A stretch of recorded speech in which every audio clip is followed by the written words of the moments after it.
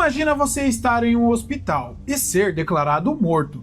Só que na verdade você não morreu. Você até ouve os médicos atestando seu óbito, ouve sua família chorando e depois sente que seu corpo está sendo colocado num caixão. Mas aqui surge o inacreditável. Você está consciente o tempo todo, consegue ouvir tudo, mas não consegue se mover, não consegue falar. Você até sente o caixão sendo fechado, sente também um prego perfurar sua bochecha e também sente o caixão sendo baixado na cova. E então, a terra começa a cair em cima do seu caixão e você ali, consciente, enterrado vivo. Só que dias depois, você é desenterrado por um feiticeiro de voodoo, levado para uma fazenda e forçado a trabalhar como escravo, mas não como um escravo normal. O feiticeiro faz você virar um zumbi, sem memória, sem consciência, sem vontade própria. Isso não é ficção, é uma história real que aconteceu lá em 1962. Hoje vamos te contar a história real de um homem que morreu e foi ressuscitado com provas e documentos oficiais.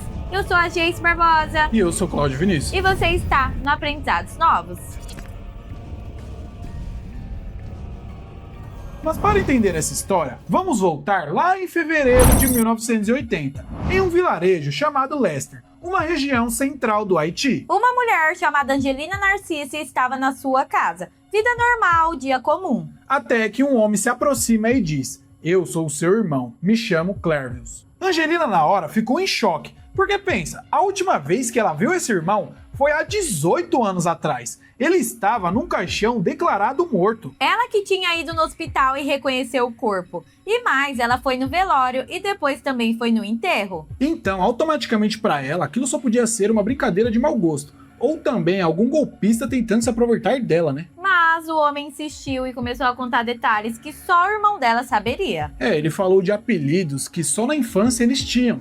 E também contou histórias de família, contou coisas muito íntimas entre eles. Angelina realmente fez um questionário de perguntas pra ele pra ver se realmente era o irmão dela. E ele respondeu tudo, cada detalhe, cada memória, como se realmente fosse ele. E aí, depois de horas conversando, Angelina se convenceu. Aquele homem realmente era o seu irmão. Mas como? Como o homem que morreu há 18 anos atrás está ali vivo na frente dela? E a resposta que ele deu foi ainda mais chocante. Porque Clervius disse que nunca morreu de verdade. Ele disse que foi transformado em zumbi por um feiticeiro voodoo. E se você ainda não é inscrito no nosso canal, já se inscreva. E deixa o comentário aí de vocês o que você está achando dessa história, porque ela vai piorar. Agora vamos entender onde isso aconteceu no Haiti. O Haiti fica no Caribe. Foi colonizado pela França lá no século XVIII. E toda a economia do país era baseada em trabalho escravo.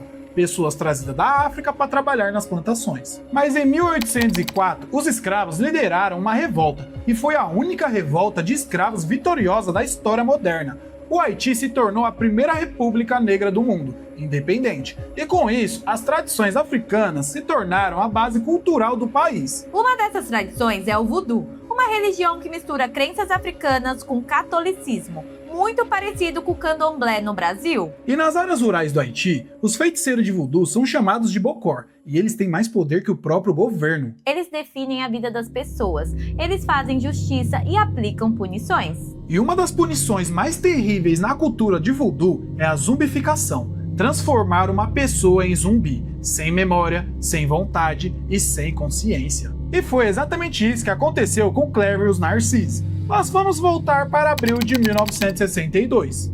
Clervius entrou no hospital Albert Schweitzer, em Des-Chapelles, no Haiti. Ele estava com febre alta, cuspindo sangue e sentindo algo muito estranho. Ele também falou que tinha uns insetos invisíveis aparecendo, que tava passando na pele dele, umas coisas meio esquisitas tava acontecendo com ele. Os médicos fizeram muitos exames, tentaram descobrir o que era, mas não conseguiram o diagnóstico, e a condição dele só piorava. A febre aumentava e ele vomitava muito sangue. Até que 3 dias depois, em 30 de abril de 1962, Clervius foi declarado morto aos 43 anos. 2 médicos assinaram o atestado de óbito, um americano e um haitiano. A causa da morte, hipertensão maligna e edema pulmonar. O corpo dele foi mantido numa câmara fria do necrotério por mais de 20 horas. Até que a família dele chegou, Angelina, sua irmã, e reconheceu o corpo. E ele foi enterrado no dia seguinte no cemitério local. A família e os amigos fizeram o velório, choraram, fizeram as últimas homenagens, e a tradição do Haiti é selar o caixão com pregos antes de enterrar. E aí você pensa, é o fim da história, né? Acaba ali. Clever já estava morto e enterrado. Mas poucos dias depois, algo bizarro aconteceu. À noite, um feiticeiro voodoo e um ajudante entraram no cemitério.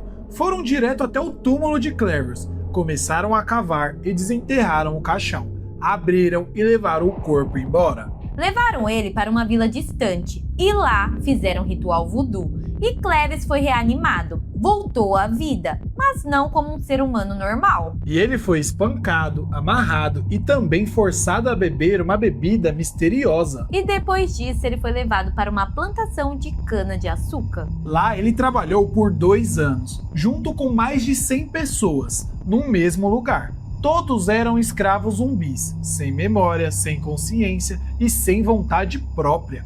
Todo dia eles faziam 2 coisas: trabalhavam na lavoura e bebiam aquela substância estranha. Só que Clevers não entendia nada, ele estava totalmente desorientado. E fora que, tipo assim, ele não lembrava quem era, ele não tinha lembrança de onde veio, não tinha nem ideia das coisas. Ele e os outros zumbis não tinham autonomia, não pensavam por conta própria. Não tinham consciência, não tinham vontade, só obedeciam. Eles nem sabiam falar, não sabiam os próprios nomes, não tinha memória de nada. 2 anos assim, dia após dia, trabalhando, sofrendo e sem pensamento nenhum. Clevers não sabia se ele tinha fome, só comia quando mandava, não sabia quando dormia, só dormia quando mandava, ele não ficava cansado, ele não sentia nada, ele precisava sempre de alguém falando o que ele ia fazer. Ele só ficava tomando aquela substância que eles passavam pra ele e trabalhando e fazendo o que eles mandavam. Só parava quando eles mandavam parar. Até que depois de 2 anos, algo inesperado aconteceu. Um dos zumbis atacou o Bokor, que é o feiticeiro. E aí, na briga lá, esse zumbi era bem agressivo. E aí acabou matando o Bokor e deixou o corpo lá mesmo. Só que depois disso, matou o feiticeiro e aí?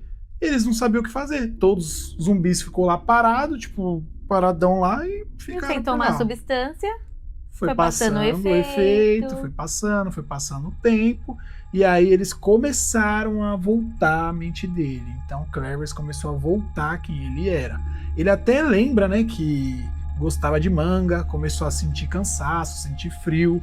Ele começou a voltar a ser quem ele era. Aos poucos, ainda na fazenda, Cleves lembrou que tinha uma família e numa tarde ele tomou uma decisão, ia voltar para casa. Parece óbvio, né? Mas a volta para casa foi muito mais longa do que ele imaginava. Clevers ficou vagando pelo Haiti por 16 anos, até que em fevereiro de 1980 ele finalmente chegou em Leicester, sua cidade natal. Era quase igual, ele se lembrava, fez o caminho até a casa da família, chegou lá, bateu na porta e Angelina, sua irmã, atendeu.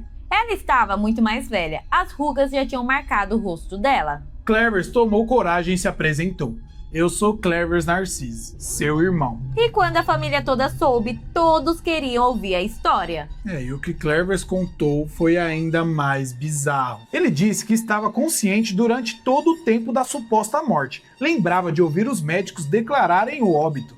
E lembrava a irmã chorando. Lembrava de ser colocado no caixão, de ouvir os pregos sendo martelados na tampa. Lembrava do caixão ser baixado na cova, da terra sendo jogada em cima. E o pior, ele lembrava de um prego perfurar sua bochecha e mostrou a cicatriz. Angelina ficou em choque, porque tudo que ele descreveu batia com o que aconteceu naquele dia. Clevers disse que estava totalmente consciente, mas paralisado, sem conseguir se mover ou falar. E essa história chamou a atenção de todo mundo, né? Porque, mano, pensa, você tá lá no caixão, escutando todo mundo chorar, ouviu sua certidão de óbito, acontecendo tudo isso, você ouvindo as pessoas te velarem. Cara, esse cara aí... E falou que a sensação mais estranha foi quando jogaram terra nele, né? Que ele teve uma sensação, assim, horrível.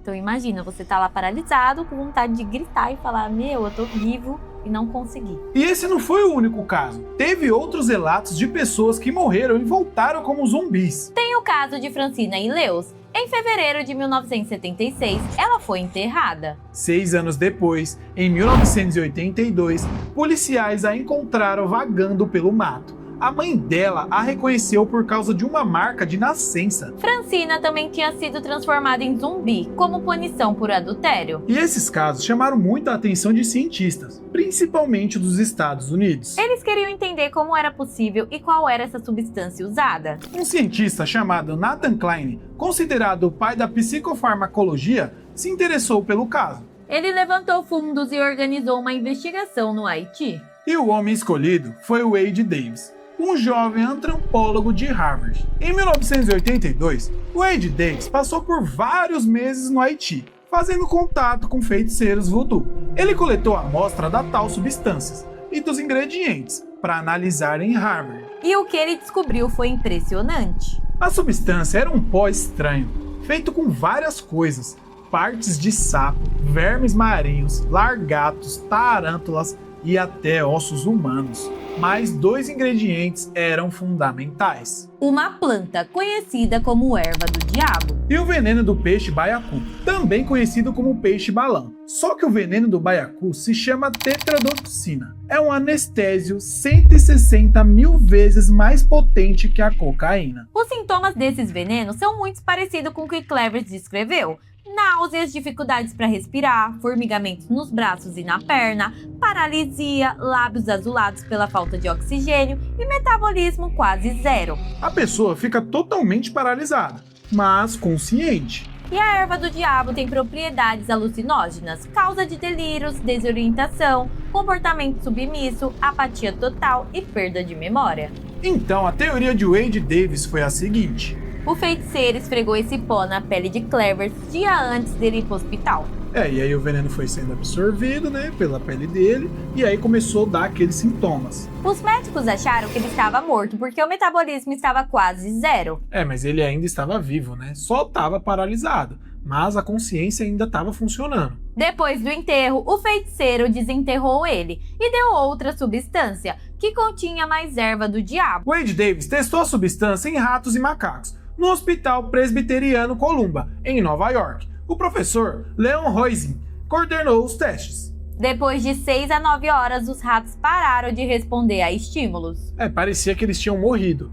Só que o coração deles ainda batia e eles ainda respiravam. Alguns ratos ficaram nesse estado por até 24 horas. Nos macacos, o efeito foi ainda mais rápido. Em meia hora, o corpo dos macacos começaram a desligar, conscientes, mas sem reagir à dor, paralisado. Wade Davis escreveu um livro sobre tudo isso, A Serpente e o Arco-Íris. Foi um best-seller em 1985 e virou um filme em 1988, A Maldição dos Mortos-Vivos. Mas a teoria dele foi muito criticada e dividiu até a comunidade científica, Cientistas americanos coletaram amostras lá em 1986. E aí eles afirmaram que tinha traços insignificantes do veneno. Só que os cientistas suíços encontraram quantidades maiores nas mesmas amostras.